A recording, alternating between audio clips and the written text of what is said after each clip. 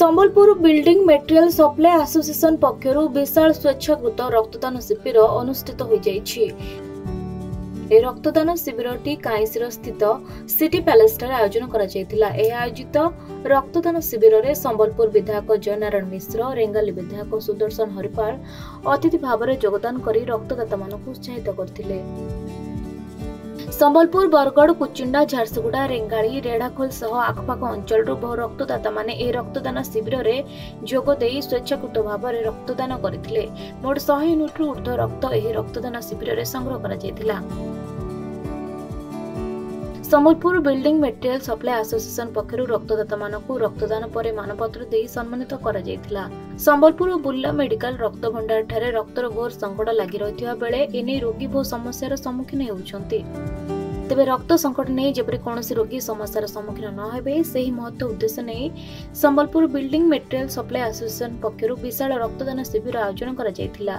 ए रक्तदान शिविर को Sambalpur building material supply association रो समस्त पदाधिकारी एवं सदस्य माने उपस्थित रही सहयोग करथिले।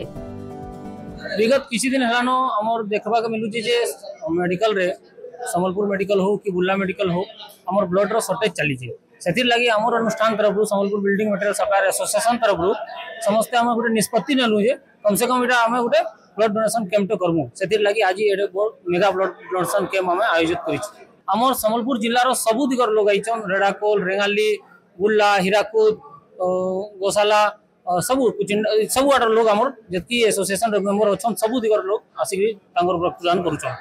देखुन रक्तदान होजे महत्तान और सौभाग्य भगवान को आशीर्वाद थिले ही के जने एटा आरंभ करे।